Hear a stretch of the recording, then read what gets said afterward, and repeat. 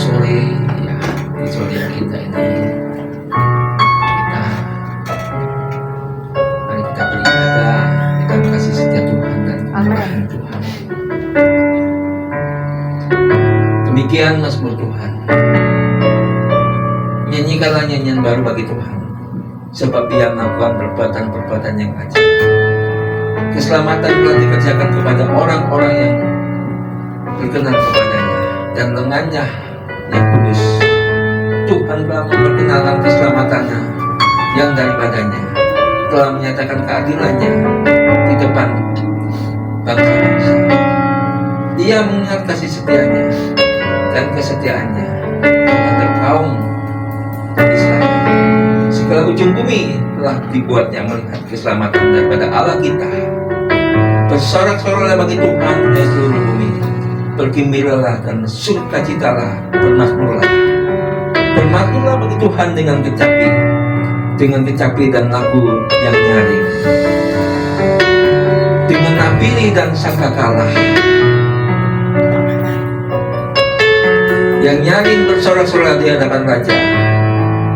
Biarlah seluruh gemuruh laut dan isinya di dunia serta di dalamnya. Biarlah sungai-sungai bertepuk tangan dan gunung-gunung bersorak-sorai di hadapan Tuhan yang Maha Besar. Terpujilah nama Tuhan sampai selama-lamanya. Amin.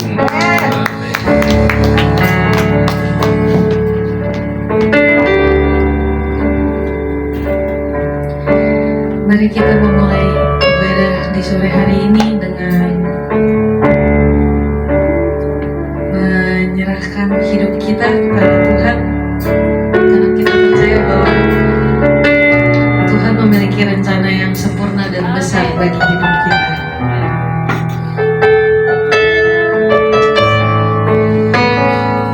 Mari kita sama-sama menyanyikan bukti kebesaran-Mu.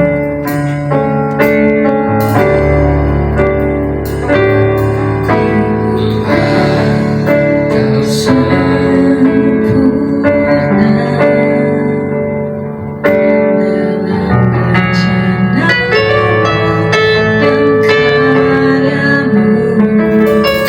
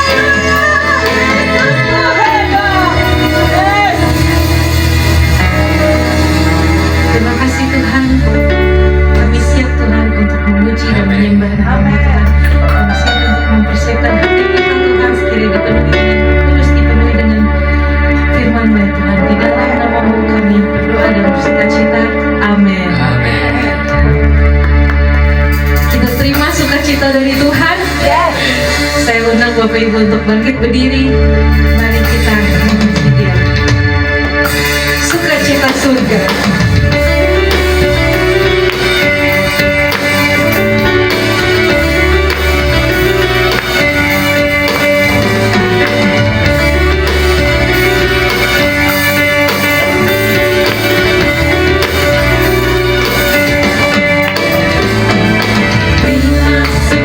Cinta surga, itulah kekuatan bagi jiwa.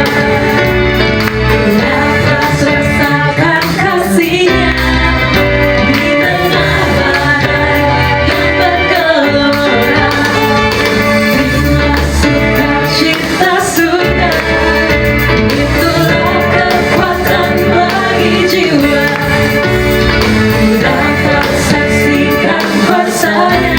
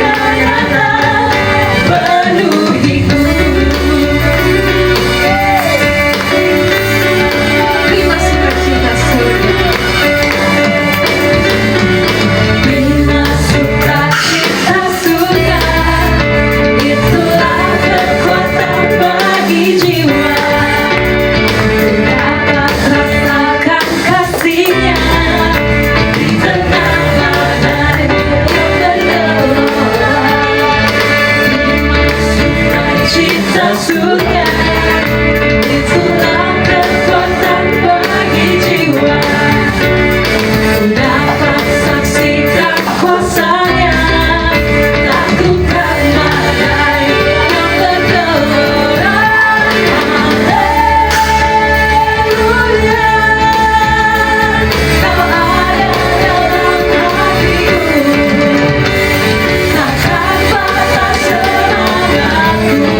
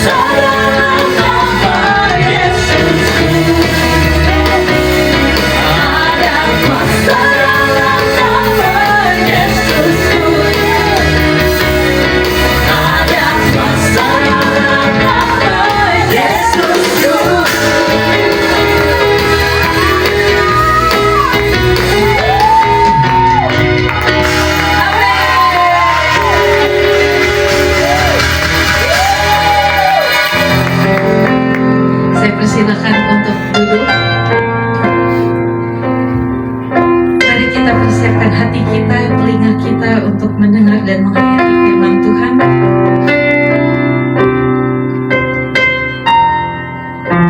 Kita percaya dengan kita berpegang kepada Tuhan, kalau meski ada masalah pun kita tidak akan goyah. Seperti lagu Walau Seribu Rebah di sisi kita percaya Tuhan Allah yang menjadi penolong kita, 10.000 pun tidak akan goyah. Amin. Mari kita nyanyikan dari awal, biar yang ragu-ragukan. Tiada pernah ku ragukan kasih setiamu ya Tuhan. Setiap waktu dalam hidupku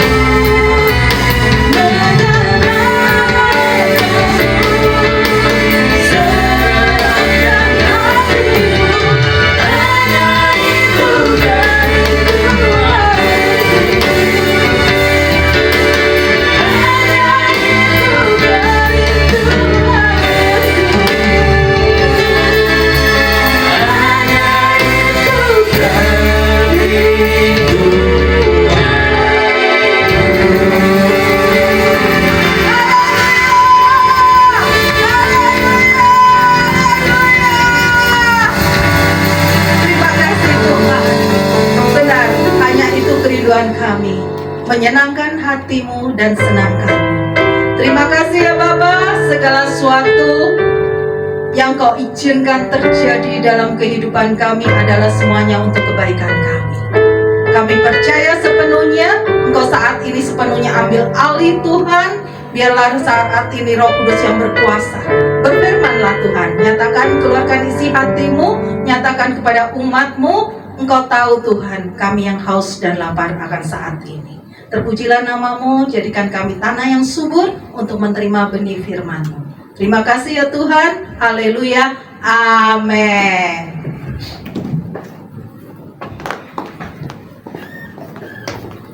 Shalom. Halo.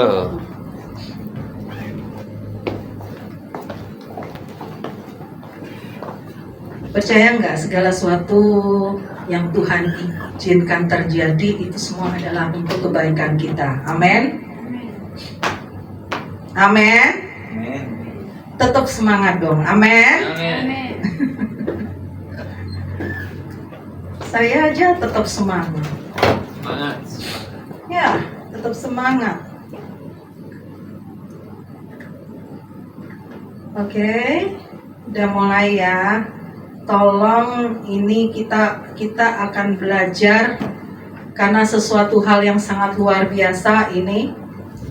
Orang benar akan hidup oleh iman. Setuju nggak? Setuju nggak? Setuju nggak? Setuju. Mau nggak mau? Kok mau nggak mau? Ya, orang benar akan hidup oleh iman. Ya, semua orang yang mengaku Yesus adalah Tuhan itu hidup oleh iman. Tuhan Yesus dalam firman-Nya dikatakan, berbahagialah orang yang percaya tapi tidak melihat. Ya, oke. Yuk kita persiapkan hati benar-benar karena ini hidup kita sehari-hari. Nah, yuk next Om Andreas. Yuk kita simak ya, kita renungkan sebentar, kita tunggu Trifosa nih. Ya, kita simak nih ya. Karena ya, tolong benar-benar lihat. Kita ini kalau sebagai manusia lama, hidup kita itu dipenuhi ketakutan, tidak punya kemampuan, tidak berani mencoba, tidak punya pengalaman. Kalau kita hidup di dalam dunia, kita punya paradigma melihat dulu baru percaya. Benar? Benar? Faktanya, mana faktanya? Buktinya mana? Konsep hidup di dalam dunia, melihat dulu baru percaya. Ya. Jadi lebih percaya apa yang dilihat oleh mata jasmani ini. Itu konsep orang dunia. Di dalam pekerjaan itu yang terjadi seperti ini.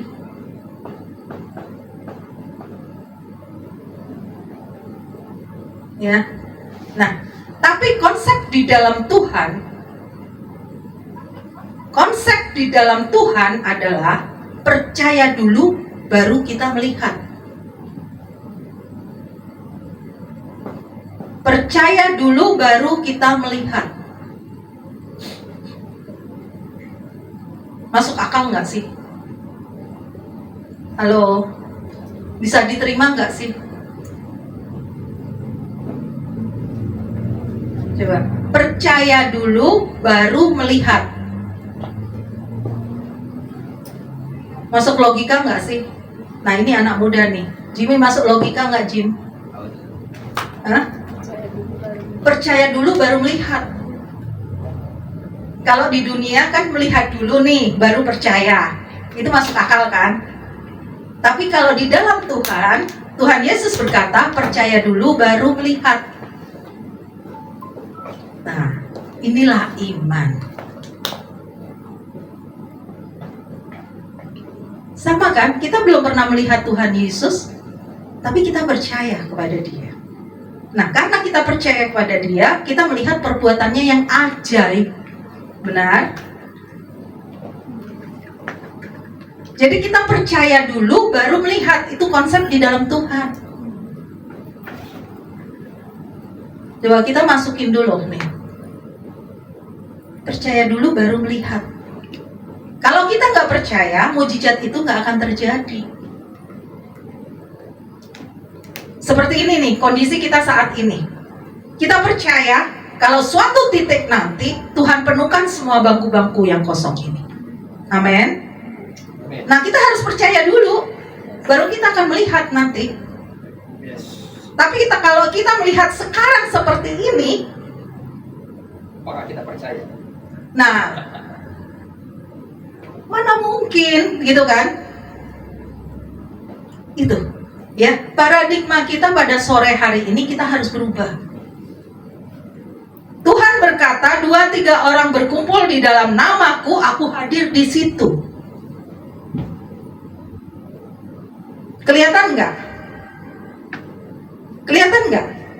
2-3 orang berkumpul di dalam nama Tuhan Yesus Kristus, kayak kita tadi, kita penyembahan, kita memuji, kita menyembah, itu Tuhan hadir. Percaya nggak? Halo? Kok ragu sekarang?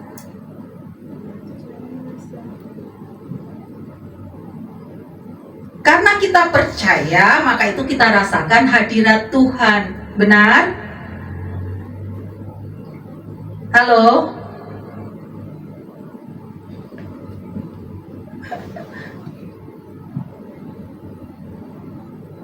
Bisa diterima nggak? Ya. Karena ini penting Bapak dan Ibu. Ini penting. Itu yang hidup kita ini kedepannya akan seperti ini. Gitu. Kita harus percaya dulu, apapun yang kita lakukan di dalam nama Tuhan Yesus Kristus pasti ada hasilnya.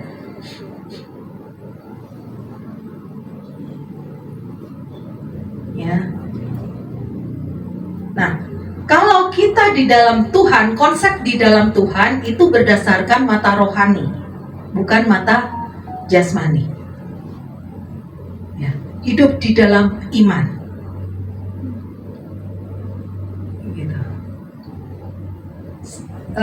Sebenarnya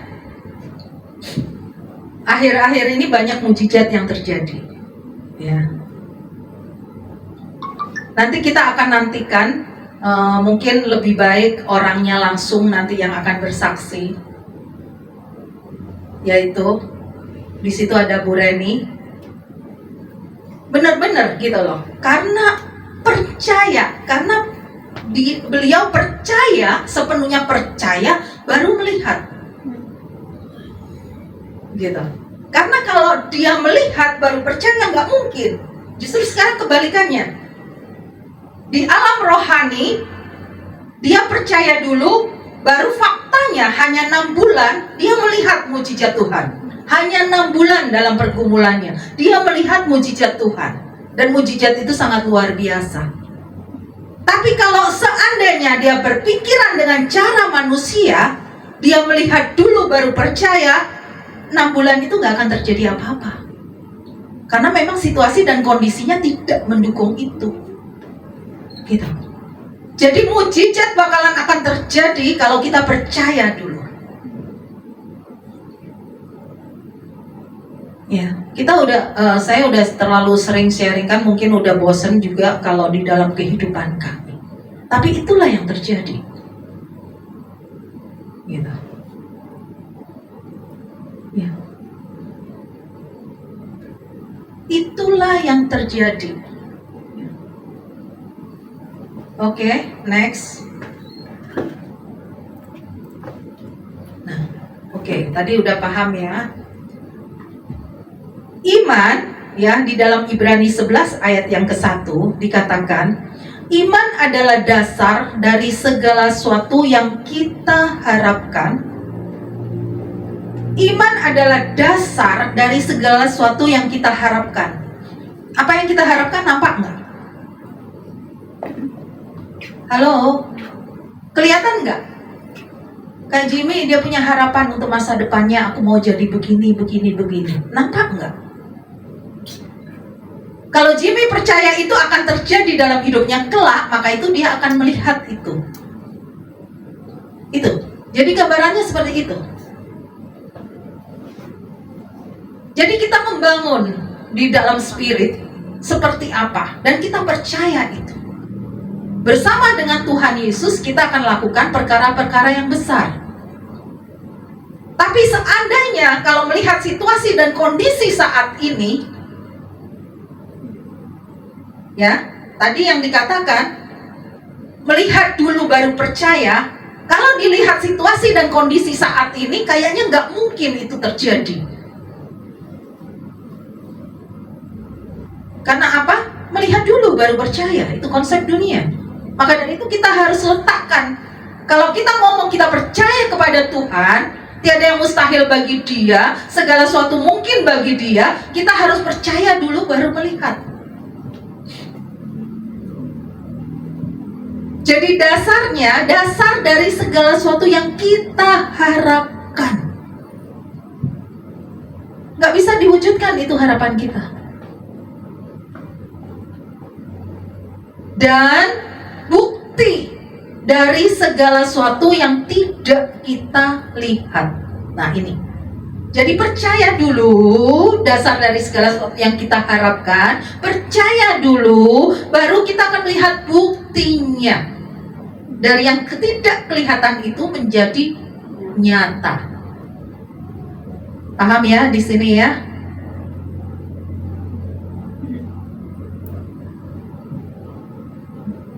Jadi kita kalau melangkah dengan iman seperti itu.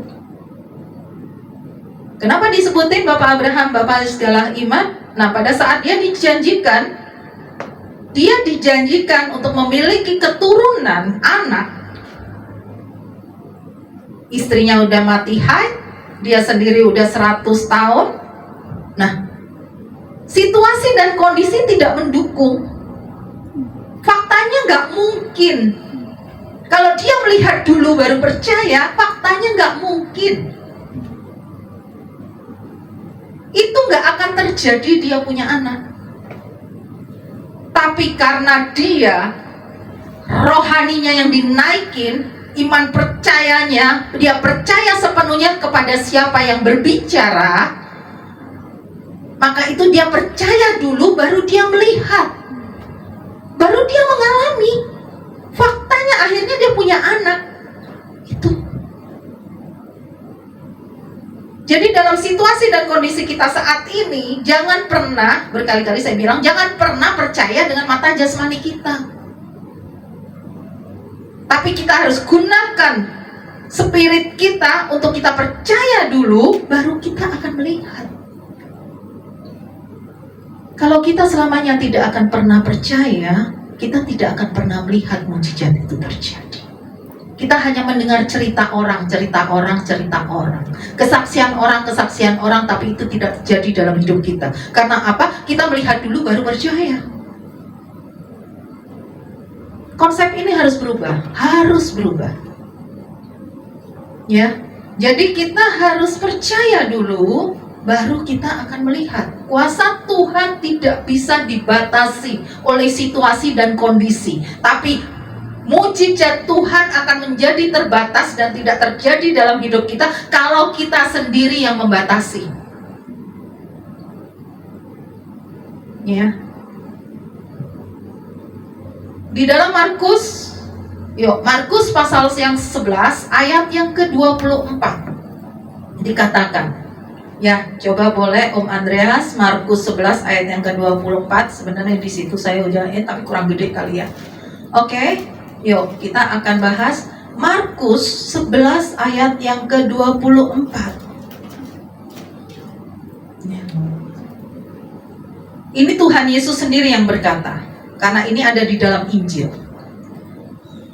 Demikian firman Tuhan, karena itu Tuhan Yesus berkata, aku berkata kepada semuanya yang ada di sini.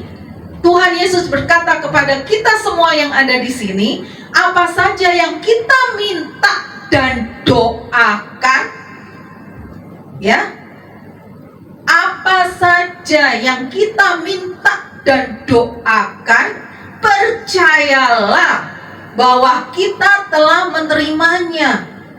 Percaya dulu bahwa kita sudah menerimanya, maka itu kita akan menerimanya. Maka hal itu akan diberikan kepadamu. Jelas? Firman Tuhan mengatakan demikian. Percayalah bahwa kamu telah menerimanya. Apa saja yang kita doakan dan mohonkan, kita sudah menerimanya. Maka hal itu akan terjadi. Tuhan sendiri yang berkata, percayalah. Ya. Nah, di situ saya kupas, saya lebih menitik beratkan kata percayalah. Boleh Om Andreas kembali ke tadi supaya kita lebih fokus kepada sana tadi, percayalah. Apa yang dimaksud dengan percayalah? Pertama, dia tidak bimbang hatinya. Boleh saya minta tolong? Ada mic ya Pak Petrus, boleh saya minta tolong? Minta tolong ini sih, si ganteng, si Jimmy. Tolong boleh bacain Jimmy? Boleh dengan firman nak? Tapi harus buka Alkitab, yuk buka Bible. Yuk, percayalah. Pertama, tidak bimbang hatinya. Markus 11 ayat yang ke-23. Markus 11 ayat yang ke-23.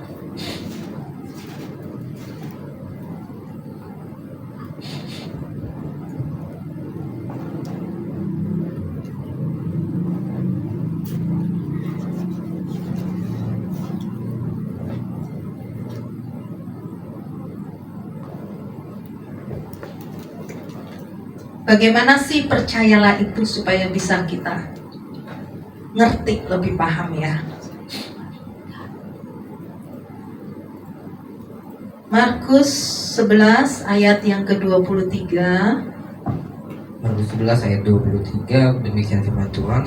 Aku berkata kepadamu, sesungguhnya barang siapa berkata kepada gunung ini, beranjaklah dan tercampaklah ke dalam laut, asal tidak bimbang hatinya, tetapi percaya bahwa apa yang dikatakannya itu akan terjadi, maka hal itu akan terjadi baginya. Terima kasih ganteng, silakan duduk, tetap mic-nya dipegang, nanti saya minta tolong lagi.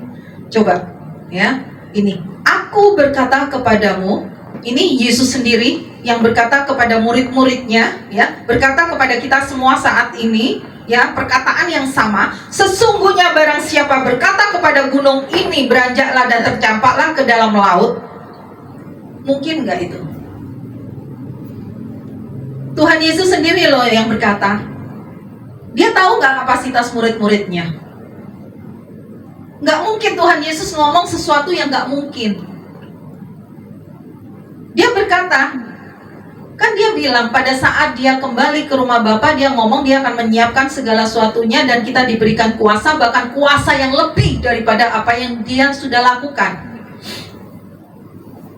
Tuhan Yesus yang berkata, asal tidak bimbang hatinya tetapi percaya bahwa apa yang dikatakannya akan terjadi, maka hal itu akan terjadi baginya. Percaya, tidak bimbang hatinya. Masing-masing pribadi bisa mengoreksi diri bagaimana tidak bimbang hatinya. Kepada gunung loh itu, tercampaklah di laut loh. Itu secara manusia yang sangat mustahil.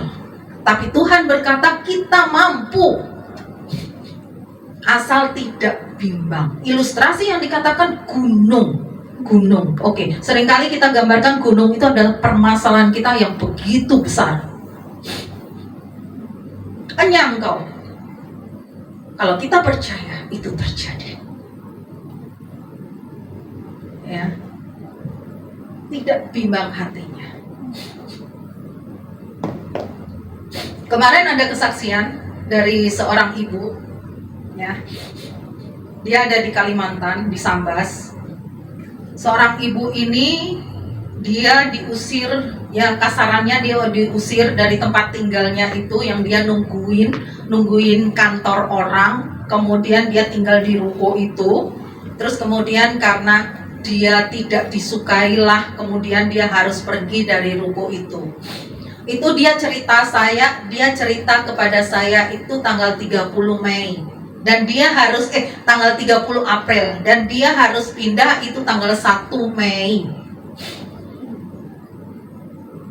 Terus habis itu dia cerita macam-macam begini-begini, dia menggerutu, dia ngomel-ngomel, dia ngoceh-ngoceh semuanya gitu. Saya dengerin aja, saya bilang. Terus kemudian saya juga nggak bisa ngomong apa-apa, saya hanya bilang gitu. Saya kemudian, udah Bu Maya, Ibu stop ya. Udah, Ibu stop, udah nggak usah menggerutu juga nggak ada hasilnya. Terus habis itu marah juga nggak ada hasilnya. Terus saya kasih dia di Mazmur 37. Terus kemudian saya bilang sama dia, Ibu percaya aja. Percaya saja sama Tuhan. Bagaimana caranya? Percaya saja. Tapi Bu, aku nggak punya uang. Aku begini. Percaya saja. 1 Mei Tuhan sudah sediakan rumahnya. Ibu percaya? Kenapa Bu Ana bisa bilang begitu? Ya saya bilang, saya percaya saja. Karena Ibu juga nggak bisa ngelakuin apa-apa kok. Nggak bisa melakukan apa-apa. Marah-marah juga nggak ada gunanya, malah sakit hati. Saya bilang, udah ampuni, percaya saja. Udah, dia stop. Karena dia ngomong apapun, saya bilang percaya saja. Percaya, kalau Ibu mau percaya, Ibu diem. Sekarang memuji Tuhan, bersyukur kepada Tuhan. Udah, setelah itu udah selesai telepon, udah selesai bla bla bla, udah selesai. Tanggal 1 jam 4, jam setengah 4 pagi, dia telepon saya. Dia kok dia yakin banget kalau saya udah bangun. Jam setengah 4 pagi tanggal 1 dia telepon aku. Dia ngasih kabar apa? Puji Tuhan Bu, aku dapat rumahnya. Loh, terus habis itu saya bilang, loh dari mana? Iya, saya ketemu orang di pasar. Terus habis itu Tuhan tuntun saya pokoknya untuk cerita, akhirnya dapat rumah. Dengan uang 300.000 dia dapat menempati rumah itu. Aku punya rumah kosong, katanya dia. Tapi rumah itu harus dibersihin. Dia harus memberikan pembantu 300.000 untuk membersihkan rumah itu. Terus kemudian udah, dia happy, dia senang. Iya Bu, bener, dia gini-gini, percaya saja. Iya percaya saja. Siang dia telepon, Bu Ana gimana ya, saya harus pindah. Saya butuh ongkos gini-gini, sedangkan saya nggak ada ini, saya juga butuh truk. Tolong bantu doa ya Bu. Aku harus cari truk, aku harus gini-gini. Aku bilang, Bu Maya tadi pagi telepon saya, Ibu telepon saya, kalau sudah dapat rumah. Tuhan sudah nyatakan di mana Ibu harus pindah di tanggal itu. Nah sekarang Ibu mengeluh lagi. Rumah sama truk itu lebih berat mana? Permasalahannya lebih kecil truk. Yang lebih gede aja Tuhan udah kasih kok. Gitu kan? Pokoknya percaya saja, nggak boleh ragu. Percaya saja. Benar. Akhirnya dia benar-benar pindah di tanggal 2. Tuntas pindah. Dengan caranya, nggak tahu caranya. Saya tahu dia saya sempat berpikiran beliau kode gitu. Saya tidak mau berpikiran macam-macam segala sesuatunya. Saya nggak mau maksud dia atau apa, nggak. Saya bilang percaya saja, pokoknya percaya saja. Jadi akhirnya pindah. Bapak dan Ibu, itu.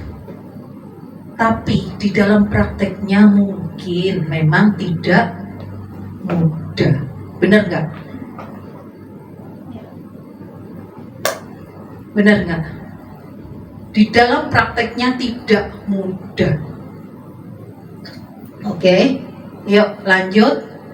Tolong.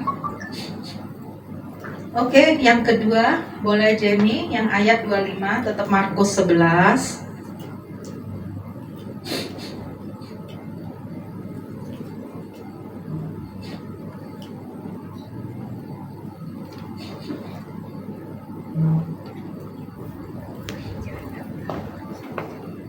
ayat yang ke-25. Markus 11 ayat 25. Dan jika kamu berdiri untuk berdoa, ampunilah dahulu sekiranya ada barang sesuatu dalam hatimu terhadap seseorang, supaya juga Bapamu yang di sorga mengampuni kesalahan kamu. Amin. Terima kasih, silakan duduk. Nah, ya. Yang kedua, kata percayalah, ya. Kata percayalah artinya kita tidak menyimpan sampah.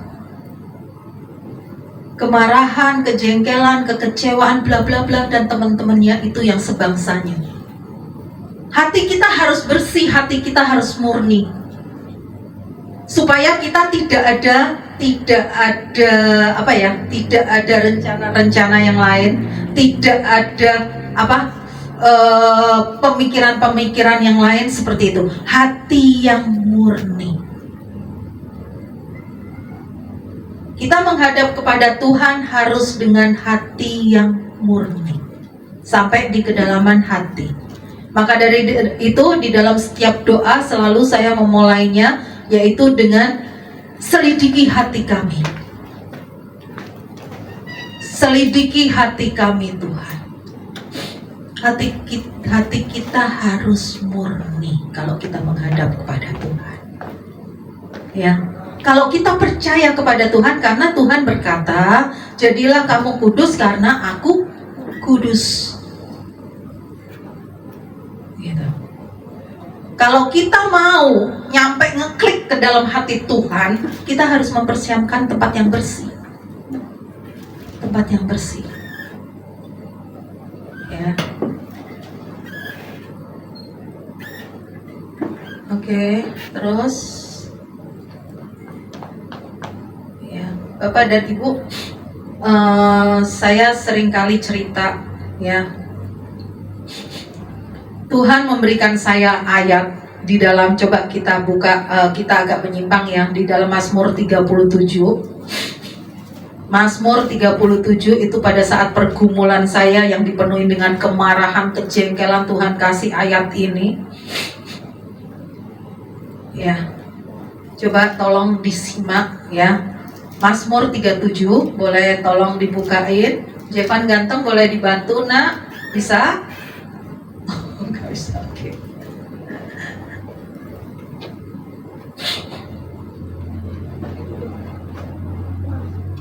Kasih Alkitabnya di Tante Yuli biar Jevan kasihan.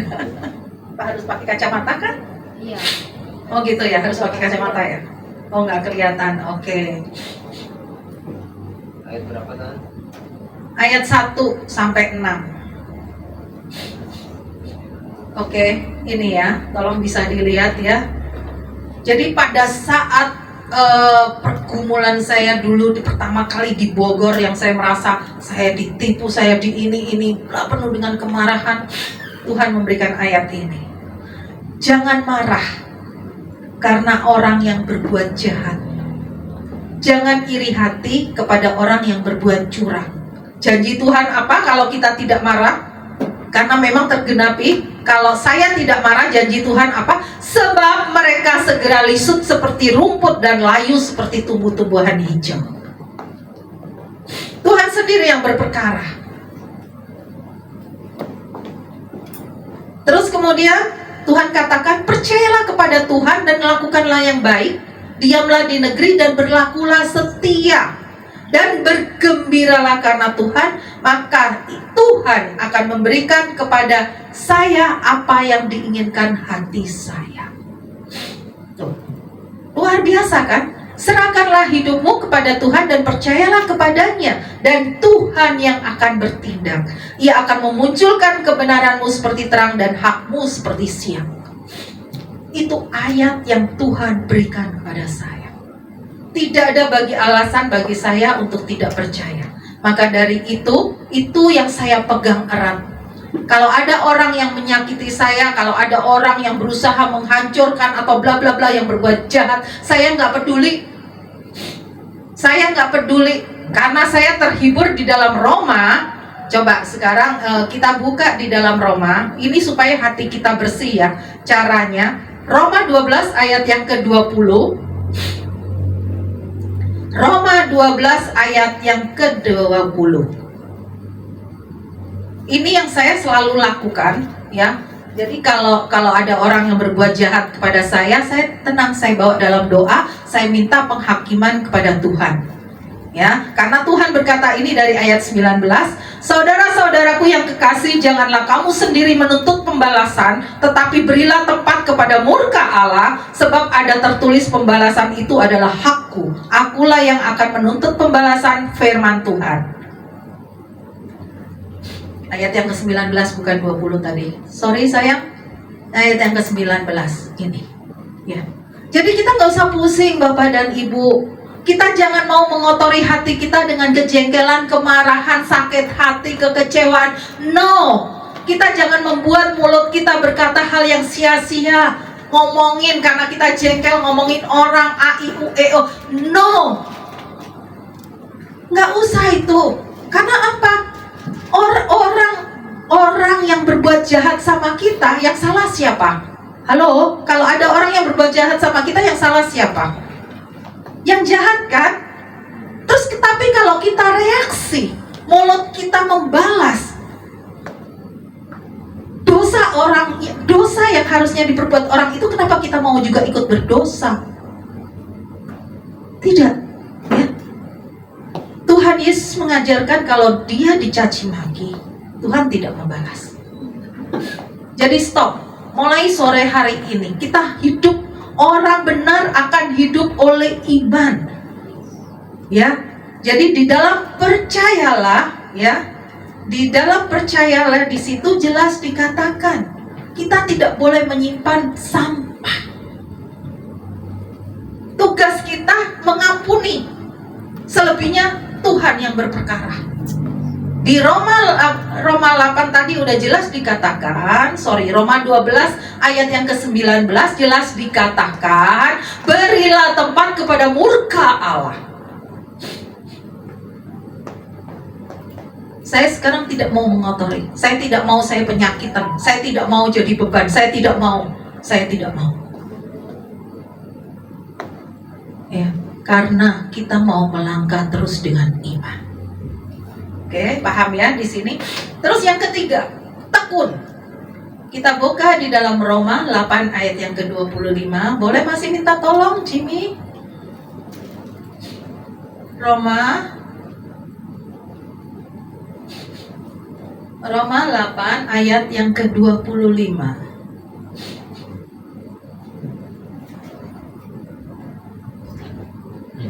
Roma 8 ayat 25.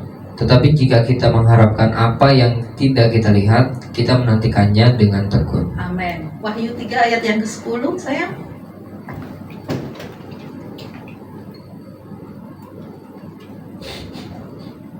Wahyu 3 ayat 10. Karena engkau menuruti firman-Ku untuk tekun menantikan-Ku, maka aku pun akan melindungi engkau dari hari percobaan yang akan datang atas seluruh dunia, untuk mencobai mereka yang diam di bumi.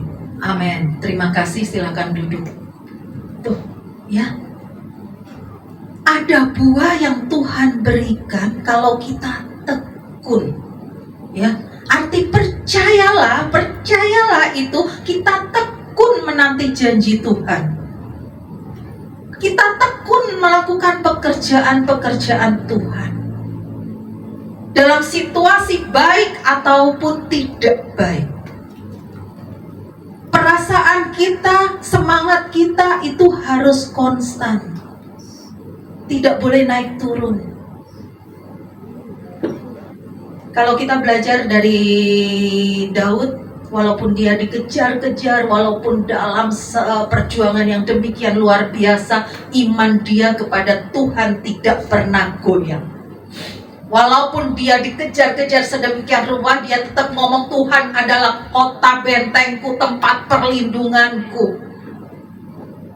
Dia nggak terpengaruh oleh situasi dan kondisi. Dia percaya, walaupun dia berlarian, dia dikejar-kejar, dia harus berlari sana sini, dia harus sembunyi ke sana sini, tapi dia tetap ngomong, Tuhan adalah keselamatanku. Terus apa yang dia lihat? Dia tetap menjadi raja. Gitu. dahsyatnya iman seperti itu. Ya. Terus yang keempat sekarang. Yuk. Yang keempat boleh lanjut ganteng, Filipi 4 ayat yang keempat sampai dengan 6.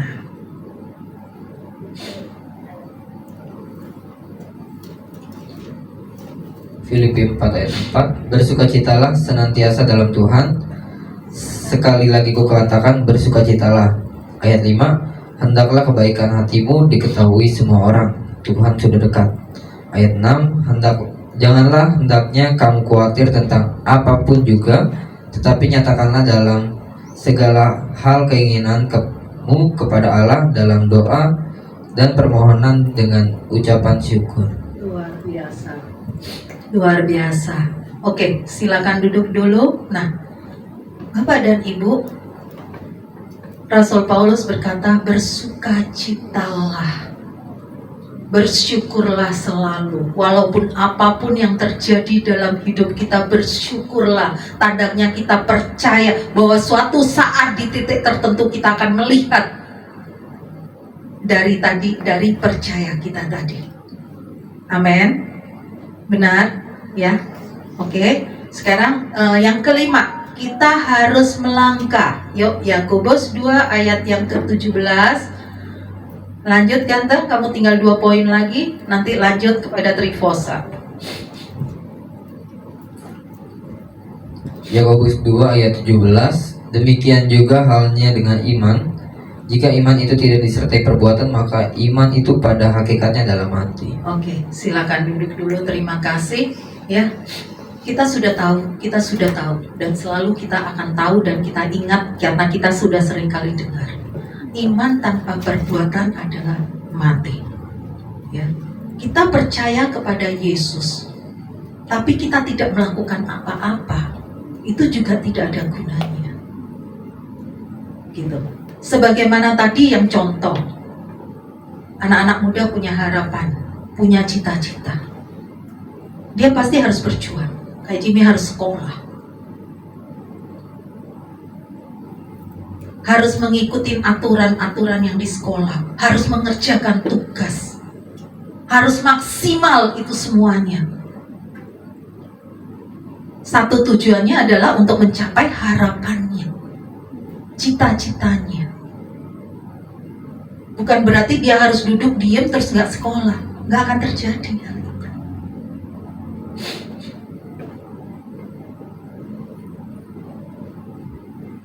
Percaya bahwa suatu saat aku akan menjadi seperti ini. Aku akan menjadi seorang yang sukses. Tapi tetap itu semua harus dikerjakan. Harus percaya dulu nih, harus percaya dulu. Tadi adalah dasar dari yang diharapkan.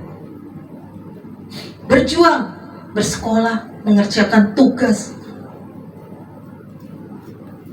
Nanti Tuhan pasti, seiring dengan itu Tuhan akan buka jalan, buka jalan, buka jalan. Begitu udah lulus ini, buka jalan, buka jalan, buka jalan. Kalau kita dimulai dengan percaya, kita akan melihat jalan-jalan mujizat Tuhan. Jadi nggak perlu kita paksakan kadangkala otak kita untuk merancang yang akhirnya membuat kita down. Itu konsep berpikiran manusia. Melihat dulu, baru percaya. Ya, oke. Terus sekarang ya yang ke-6. Oke, boleh tolong lagi ganteng Yakobus 4 ayat yang ke-3.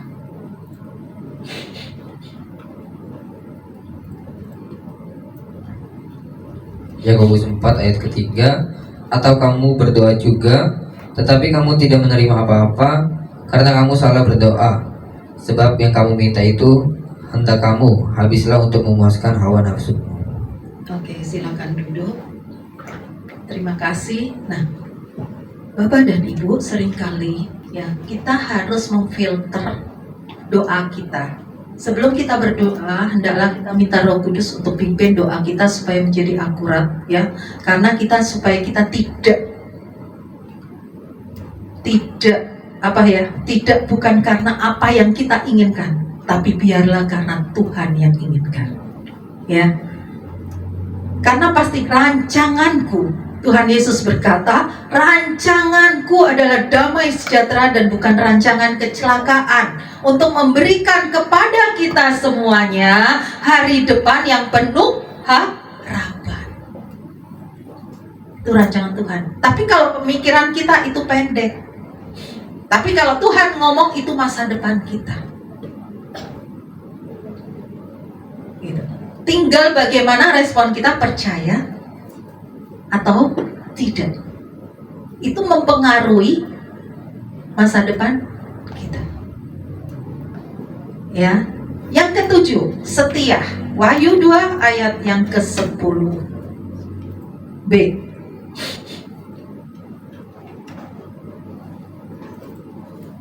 Wahyu 2 ayat yang ke-10 B. 10 aja deh. Coba baca semuanya, ganteng. Wahyu 2 ayat 10. Jangan takut terhadap apa yang harus engkau derita. Sesungguhnya iblis akan melemparkan beberapa orang dari antaramu ke dalam penjara, supaya kamu dicobai dan kamu akan beroleh kesusahan selama 10 hari. Hendaklah engkau setia sampai mati, dan aku akan mengaruniakan kepadamu mahkota kehidupan. Amin, terima kasih. Ya. Ini janji Tuhan. Janji Tuhan itu sampai dengan kita finish. Dari A sampai Z kehidupan kita itu sudah dirancang. Kalau kita di jalan-jalannya Tuhan. Tapi kalau kita menyimpang ke kanan ke kiri, Tuhan lepas tangan. Ya. Ayo kita harus berlomba.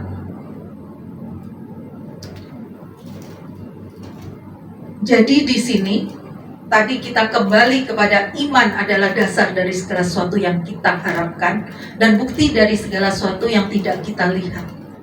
Kita percaya dulu baru kita akan melihat. Arti percaya yaitu tadi ada 7 poin yang tadi sudah dibantu sama Jimmy untuk membacakannya. Bapak dan Ibu, ayo kita terus menerus untuk membuat iman kita bertumbuh, karena Tuhan berkata, jika kamu mempunyai iman sebesar biji sesawi aja, biji sesawi saja, banyak hal yang bisa kita lakukan. Amin. Yuk kita untuk slide berikutnya. Orang benar akan hidup oleh iman. Orang benar akan hidup oleh iman. Nah, saya garis bawain itu, saya merahin akan. Masa depan di depan kita. Akan itu bukan hanya sehari 2 hari, tapi itu seterusnya. Ya, coba. Nah, orang benar akan hidup oleh iman. Kalau kita yakin bahwa kita orang yang sudah di jalan Tuhan, kalau kita yakin bahwa kita orang yang benar-benar percaya kepada Tuhan, kalau kita yakin bahwa hidup kita udah selaras dengan kehendak Tuhan, maka itu, jadi iman itu bukan hanya pada segala sesuatu yang materi atau finansial. Ya, karena hidup di dalam Tuhan, kesungguhan kita, kehidupan kita ini aja. Tadi Ibu Yuli berbicara waktu doa ngomong, kami adalah suratan yang terbuka. Ya, oke. 1. Boleh tolong sekarang Trifosa, Habakuk 2 ayat yang keempat. Jajak ya.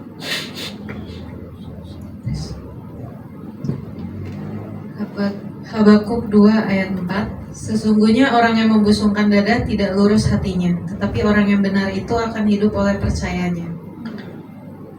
Oke, terima kasih. Silakan duduk. Ya. Nah, ini. Sesungguhnya orang yang membusungkan dada tidak lurus hatinya. Tuh. Ini orang yang sombong. Karena di bawahnya di ayat 5 dikatakan, orang sombong dan kianat dia yang melaga, tetapi ia tidak akan tetap ada. Ia mengganggalkan mulutnya seperti dunia orang mati dan tidak kenyang-kenyang seperti maut, sehingga segala suku bangsa dikumpulkannya dan segala bangsa dihimpunkannya. Ya, tetapi orang yang hidup, orang yang akan hidup oleh iman, dia hidup oleh percayanya. Dalam arti apa? Kalau kita berhadapan dengan orang yang sombong, atau kalau kita di mana saja kita berada, kita nggak perlu menyombongkan diri. Kita nggak perlu klarifikasi, kita nggak perlu validasi terhadap apa yang sudah kita lakukan. Nggak perlu itu semuanya. Biarlah Tuhan melihat, biarlah orang itu melihat ada Tuhan dalam hidup kita. Bukan kitanya, tapi Tuhan Yesus yang nampak. Ya, kita rendah hati, bukan rendah diri. Rendah diri itu sombong. Kita rendah hati. Ya, jadi kita harus benar-benar kita segala sesuatunya kembalikan untuk Tuhan. Maka dari itu, tadi kalau kita buka yang tadi di dalam, maaf ya, saya lari lagi di dalam Mazmur tadi 37. Di dalam Mazmur 37, karena ayat ini begitu luar biasa. Nah, yang kita harus lakukan hanya apa? Jika ada seseorang yang merendahkan kita, jika ada seseorang yang menghina kita, jika ada seseorang yang tidak memandang sebelah kita, nggak usah marah, nggak usah kesel. Mereka adalah orang-orang sombong, nggak usah ditanggepin, nggak usah kita mengotori diri kita, nggak usah.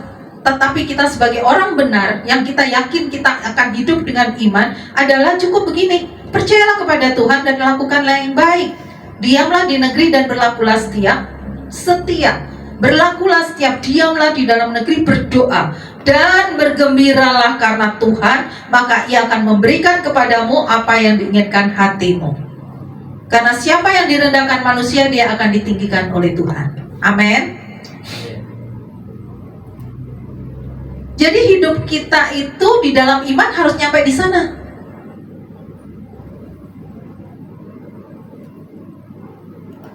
Karena Tuhan paling suka orang yang rendah hati. Nah, oke. Yang kedua ya,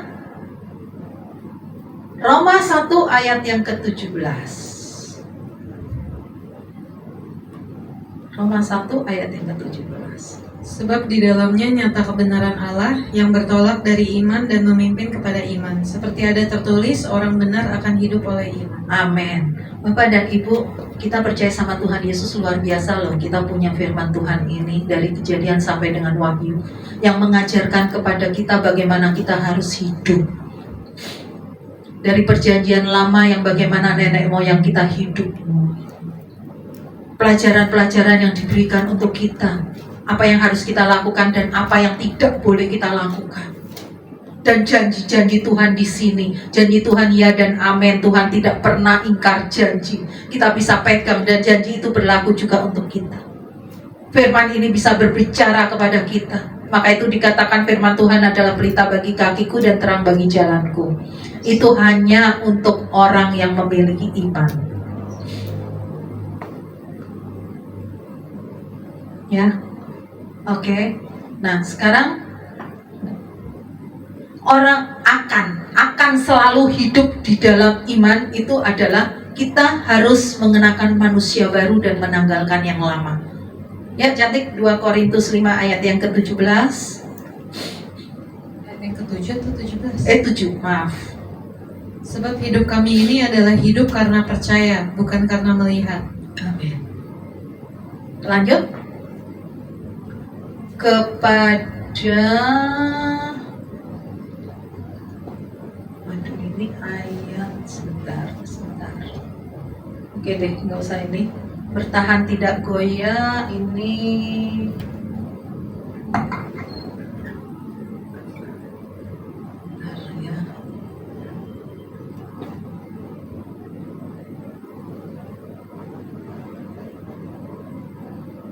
ayat terakhir. Oke. Ibrani. Ibrani, ya. Kok tidak ada di sini ya? Ibrani 10 ayat 38. Tetapi orangku yang benar akan hidup oleh iman, dan apabila ia mengundurkan diri, aku tidak berkenan kepadanya. Amin. Silakan duduk. Terima kasih. Ya. Tetapi orangku, kunya siapa itu? Orang-orang Tuhan.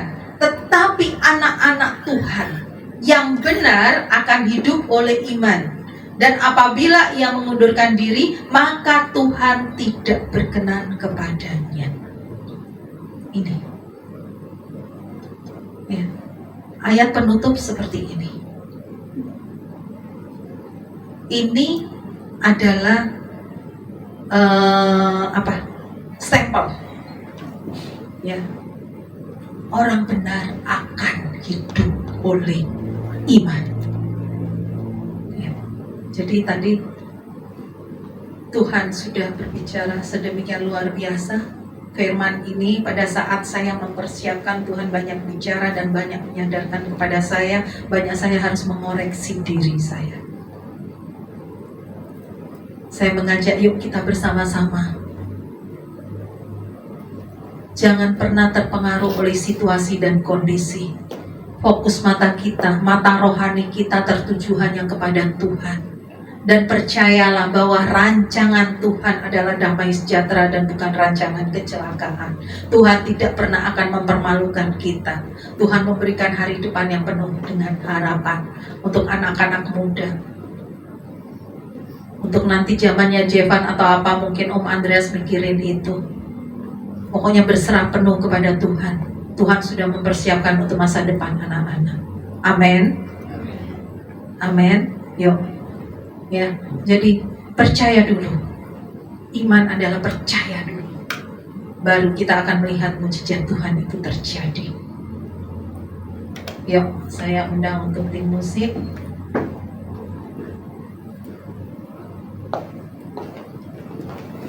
Hari ini begitu luar biasa. Saya minta tolong Pak Petrus untuk doa tutup firman. Doa firman.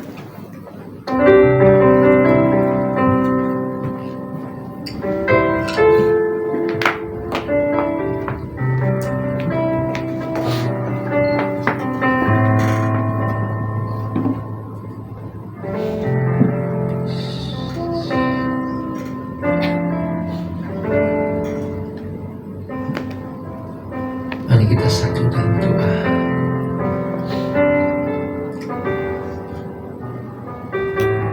Segala puji syukur bagi Engkau ya Bapa. Engkau yang berdaulat penuh. Firman-Mu itu membawa ke kami dari kehidupan lepas kehidupan Bapa.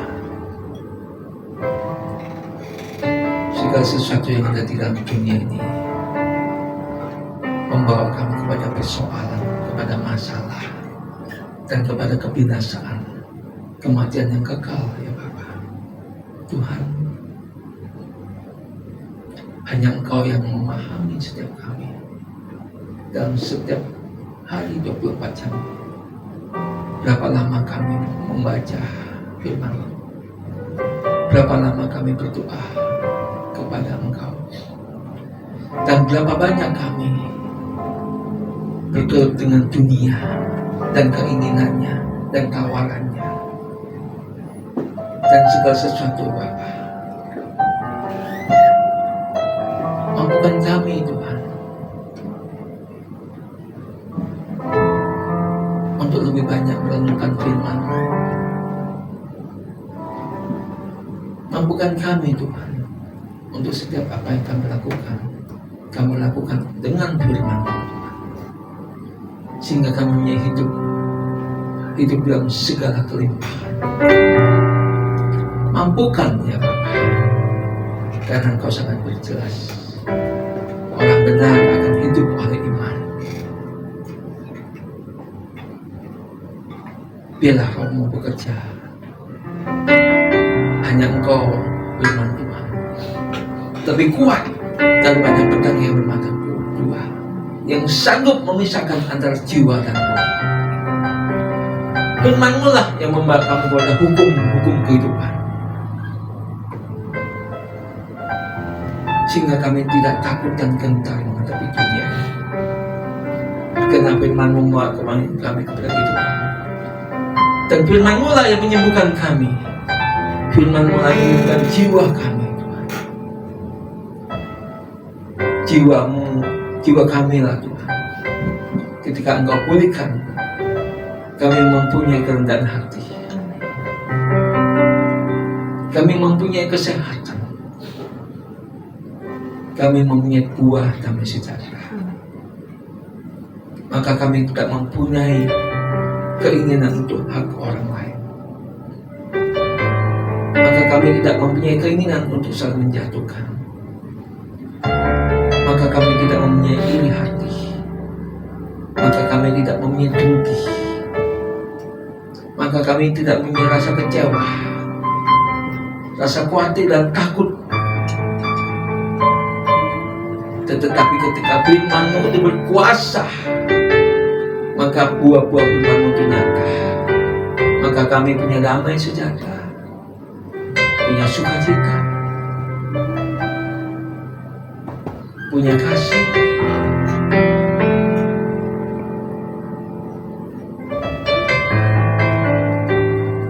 punya tindakan-tindakan di dalam kasih, punya doa yang tulus sungguh-sungguh kepada Engkau, punya dengan segenap hati, dengan segenap jiwa, dengan segenap kekuatan dan akal budi untuk menyembah Engkau, memuji Engkau dan memuliakan Engkau, Tuhan, sehingga Engkau itu nyata dalam hidup kami, Bapa. Engkau yang sanggup memberikan setiap jiwa kami, Bapa, baik yang ada, baik yang online. Firman-Mu itu lebih manis dari tetesan madu.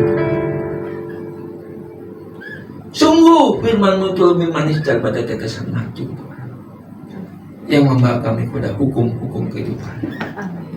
Terpujilah nama-Mu, Yesus. Dan makailah Firman-Mu di dalam setiap kehidupan. Berbahagialah kami, Tuhan, yang mendengarkan Firman-Mu dan melakukannya, dalam nama Yesus. Amin.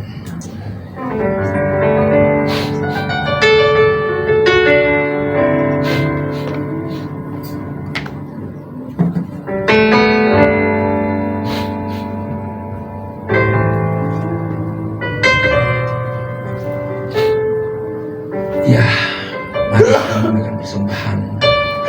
Kita bersyukur kalau sampai hari ini setiap kita beraktivitas sehat dan punya pekerjaan, usaha, atau apapun yang kita lakukan dalam nama Yesus, sehingga kita patut mengucap syukur. Maka itu apa yang Tuhan percayakan kepada kami, mari kita berikan kepada Tuhan sebagian. Terpujilah nama Tuhan. Kita berikan persembahan ini. Bapak, terima kasih yang Kau percayakan kepada kami. Kami mau memberikan untuk puji hormat kemuliaan nama-Mu. Terpujilah nama-Mu, Yesus. Terpujilah nama-Mu, Yesus. Terpujilah Yesus. Biarlah di rumah-Mu ini ada persediaan makanan, Bapak. Amin. Biarlah ibadah ini dapat berjalan dengan baik, Tuhan. Terpujilah nama-Mu. Kami mau memberikan persembahan dalam nama Yesus, dan Kau memberkati kami. Amin. Amin. Sambil kita memberikan persembahan, di sebelah kiri saya kita akan menyaksikan warta digital jemaat.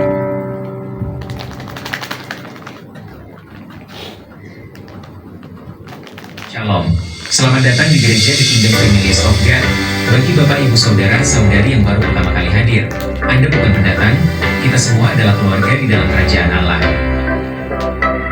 Jadwal kegiatan KFG Church Bogor. Pra ibadah setiap hari Minggu pukul 14 sampai pukul 14.15. Ibadah umum setiap hari Minggu pukul 14.30 sampai pukul 16.30. Latihan musik setiap hari Sabtu pukul 17 sampai pukul 18. Doa pelayan setiap Sabtu, pukul 18 sampai pukul 19. One Home, akrab dalam persekutuan, sungguh-sungguh dalam pemuridan, kuat dalam ibadah, besar dalam pelayanan, luas dalam penginjilan. One Family, kerendahan hati, keterbukaan, kasih, menghasilkan, pelayanan, mengutamakan Tuhan, jujur, dapat dipercaya, hubungan, terobosan, kebenaran. One Mission, selalu membangun mesbah keluarga, pujian, penyembahan, doa dan firman. Siap dimuridkan untuk berbuah, hidup serupa dengan Yesus Kristus. One Vision, keluarga kami berakar dalam Yesus Kristus, bertumbuh dalam kasih, dan berbuah bahagia. Informasi, nomor rekening gereja, Bank BCA 747540884 atas nama GPT Kingdom Families of God. Bagian ini dilayani mengenai baptisan, penyerahan anak, pernikahan, konseling, dukungan doa, kunjungan jemaat, dan kebukaan dapat menghubungi PSP Pustan. Sampai jumpa minggu depan. Tuhan Yesus memberkati. Baik, kita akan mengakhiri ibadah pada sore hari ini. Saya undang Bapak Ibu untuk bangkit berdiri. Kita menyanyikan percaya bukan karena melihat.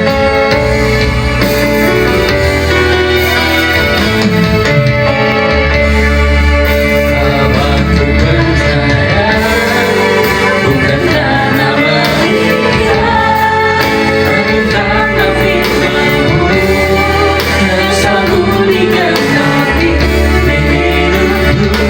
Ku percaya bukan karena melihat, namun karena firman-Mu yang pernah berubah. Sebab aku percaya bukan karena melihat, namun karena firman-Mu yang selalu digenapi di hidupku. Percaya bukan karena melihat, namun karena firman-Mu tiada pernah berubah. Namun karena firman-Mu tiada pernah berubah. Namun karena firman-Mu tiada